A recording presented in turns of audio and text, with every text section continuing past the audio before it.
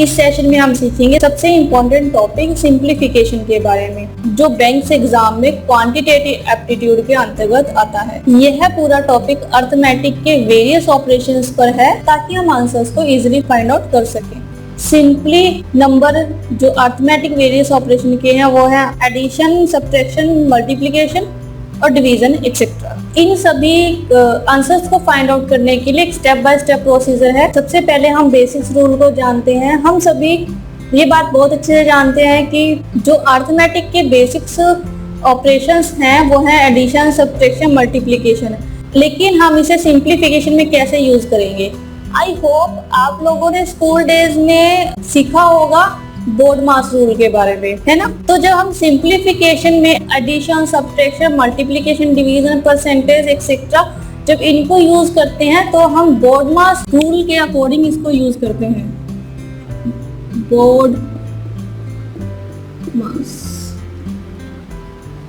है ना, हम सबने पढ़ रखा है ये रूल बोर्ड मास। यहाँ पर B stand for brackets, B stand for brackets, O stand for order of operations, D stand for division, M stand for multiplication, A stand for addition and S stand for subtraction। यानी कि अगर हमें कोई simplification का question exam में दिया गया है तो हम सबसे पहले उस क्वेश्चन में ब्रैकेट को सॉल्व करेंगे। अगर कोई नंबर, कोई डिजिट अगर आपको कुछ ब्रैकेट्स में दिया गया तो हम उसे पहले ब्रैकेट्स को सॉल्व करेंगे। हर तरफ किसी भी तरह की ब्रैकेट्स हो सकती है। सेकेंड है ऑर्डर ऑफ एक्सपोनेंशियल ऑपरेशंस। जैसे कि कई नंबर्स हम लोगों के पास सिंप्लीफिकेशन में होते हैं पावर्स वाले, 3 का square is equal to what, या फिर 4/5 ऑफ 60। इस तरह के जो नंबर्स या ऑपरेशंस हम लोगों के पास होते हैं वो उसके बाद हम सेकेंड नंबर पे उनको सॉल्व करते हैं। पहले ब्रैकेट सॉल्व करते हैं, देन ऑर्डर ऑफ, ठीक है। उसके बाद डिवीजन, अगर कोई डिवीजन का सिंबल बीच में दिया गया है 2 नंबर्स के तो हम उनको सॉल्व करेंगे। नेक्स्ट मल्टीप्लिकेशन, उसके बाद एडिशन करेंगे, देन सब्ट्रैक्शन करेंगे।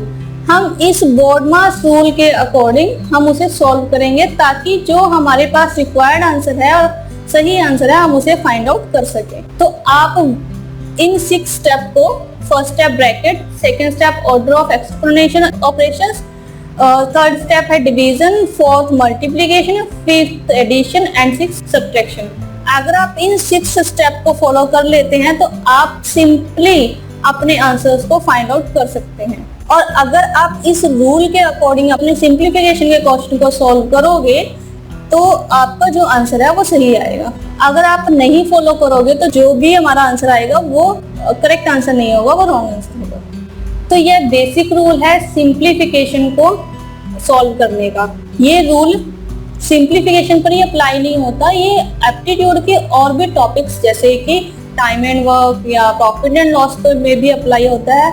और ना कि ये जो रूल है ये सिर्फ मैथमेटिक में ही नहीं अप्लाई होता या मैथमेटिक में ही नहीं फॉलो किया जाता, ये science, physics, programming languages, technology, उसमें भी ये फॉलो या अप्लाई होता है। तो आइए सीखते हैं कि हम इन रूल को कैसे फॉलो करेंगे।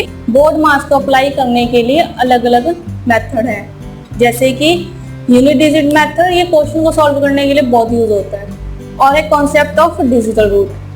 तो आइए हम क्वेश्चंस में सीखते हैं कि हम इन्हें कैसे अप्लाई या यूज करेंगे।